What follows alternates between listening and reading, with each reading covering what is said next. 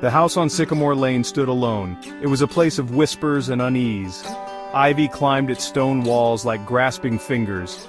Windows, dark and vacant, resembled empty eyes. Locals spoke of it in hushed tones. They said it held a sorrow, a deep, unyielding sorrow that chilled the very air around it. For years, children dared each other to touch its rusted gate. Few ever did. The garden was a wild tangle of thorns and shadows. It seemed to guard the house's secrets fiercely. Detective Marcus Vale remembered the stories. He was a man of facts, not fables. He believed in evidence, in tangible proof. Curses and bad luck were not in his vocabulary. Yet even he felt a prickle of unease when Sycamore Lane was mentioned. He had seen many grim places in his career, but this house, this particular house, possessed a unique desolation. It was as if the tragedy that occurred within its walls had seeped into the very foundations, staining it forever with a silent dread. The reputation of the house grew with each passing year. Dust gathered thickly on its forgotten furniture. Cobwebs draped every corner like macabre decorations. The silence within was profound, broken only by the creak of settling timbers or the sigh of the wind through broken panes. It was a silence that seemed to listen, to wait. People said you could feel the past there. They said the sadness was a palpable thing. Marcus understood this feeling, though he would never admit it. He thought of the house often, even before the letter arrived. It was a dark spot in the town's memory, a constant reminder of an unanswered question. The lane itself seemed to hold its breath as one passed the property. Trees leaned away from it as if shying from its mournful presence. The sunlight rarely seemed to touch its decaying porch. It was a monument to a mystery, a place where truth lay buried, waiting patiently or perhaps impatiently to be disturbed from its long, cold slumber. Dr. Eleanor Hart had been a respected figure. She was a woman of science, a healer. Her life ended violently within those shadowed walls. The murder was brutal, senseless. It shocked the small community to its core. The investigation began with urgency. Every clue was examined, every possible lead pursued. But the trail grew cold quickly, too quickly. It was as if the killer had vanished into thin air, leaving behind only questions and a lingering horror that gripped the town tightly. Marcus Vale had been a younger detective then. The Hart case was one of his first major investigations. Its unsolved nature became a heavy weight, a constant nagging reminder of failure. He replayed the initial days in his mind countless times. He remembered the bewildered faces of the townsfolk. He recalled the frustrating dead ends, the lack of witnesses, the absence of a clear motive. It was a puzzle with too many missing pieces, a knot that refused to be untangled by logic alone. The case files gathered dust on a shelf. Cold case, the label read. For Marcus, it was anything but cold. It was a simmering ember of frustration. He often found himself staring at the file. He would pull it out late at night. He would read through the sparse reports, the fruitless interviews. Each word was a testament to a life cut short, a crime unpunished. He felt a personal responsibility, a duty to Dr. Hart, a duty he had not yet fulfilled. The town tried to forget. People moved on as people do. New stories replaced the old ones. But the house on Sycamore Lane remained. It stood as a silent accusation. It ensured that Dr. Hart was never truly forgotten. Her ghost, they said, haunted its empty rooms. Marcus didn't believe in ghosts, but he believed in justice. And justice for Eleanor Hart was long overdue. He felt the passing years keenly, each one adding to the weight of this unsolved crime. One gray morning, a letter arrived. It was plain, unassuming, no return address. Inside, a single sheet of paper. The typed words were few, but they resonated deeply. Look again at Sycamore Lane, the walls remember what people forget. Marcus read it once, then twice, an anonymous tip.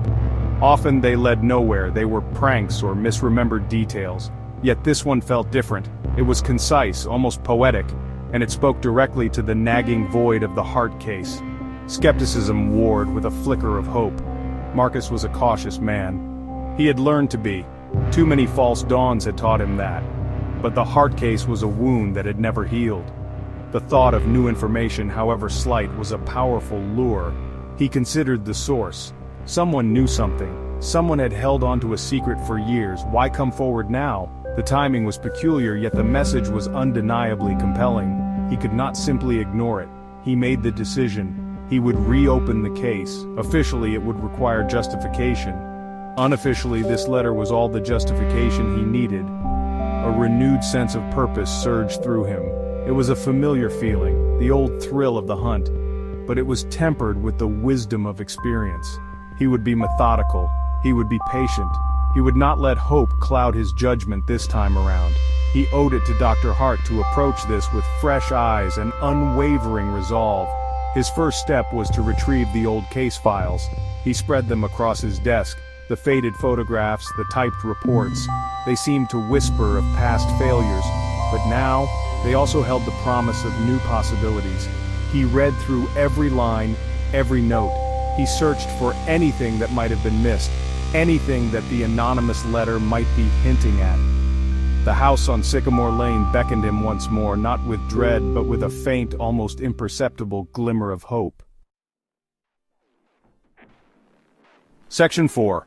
Secrets Unearthed. Revisiting the scene. Marcus Vale stood before the Hart house again. The years had not been kind to it. The air was still heavy, the silence profound. He pushed open the creaking front door. Dust motes danced in the slivers of light that pierced the gloom. He moved slowly, methodically, through each room. He was not just looking, he was listening. Listening for the echoes of the past. Listening for what the walls might remember. He tried to see the space not as he remembered it, but as it might have been on that fateful night. In the main drawing room, his gaze fell upon the hearth. Something seemed different. A loose floorboard, almost imperceptible. He knelt, examining it closely. It had not been noted in the original reports. With a pry bar from his kit, he gently lifted it. Beneath, nestled in the grimy space, was a small, tarnished locket. It was intricately designed. He opened it carefully. Inside there was no picture, just a tiny folded piece of paper. This was new. This was something unseen before. His investigation led him to the old blueprints of the house. He compared them to his current observations. There was a discrepancy. An area marked as solid foundation on the plan seemed to show signs of a hidden entrance in the cellar. He descended into the damp, musty basement. The air was cold, stagnant. He tapped along the stone walls. One section sounded hollow. He pushed, and a section of the wall groaned inwards, revealing a dark, narrow opening. A hidden room. Inside this concealed chamber, the air was thick with the scent of decay and old secrets. A layer of dust covered everything. He found a small, leather-bound diary. Its pages were filled with elegant script. Dr. Hart's handwriting. He also found a discarded man's glove, old and worn, tucked away in a dark corner. This hidden space, unknown to the original investigators, held tangible links to the past. It was a treasure trove of overlooked evidence, a chilling testament to secrets buried deep within the house. Section 5. The Unmasking, Confrontation and Closure. The diary spoke of meetings, secret meetings. It mentioned a name, repeatedly. Richard Langdon, a former research partner of Dr. Hart. Their collaboration had ended acrimoniously years before the murder.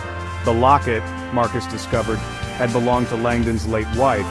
The glove found in the hidden room matched a description of one Langdon was known to wear. The pieces began to fit. Langdon had a motive: professional jealousy, perhaps a dispute over shared research, or something more personal hidden within the diary's pages. Marcus arranged to meet Richard Langdon. He chose the Hart house as the location. He wanted Langdon to face the scene of his crime. The atmosphere was heavy as Langdon, now an elderly man, stepped inside. His eyes darted around, betraying a nervousness he tried to conceal. Marcus laid out the evidence piece by piece.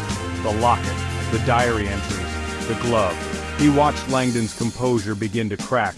The confident denial slowly crumbled under the weight of the rediscovered past.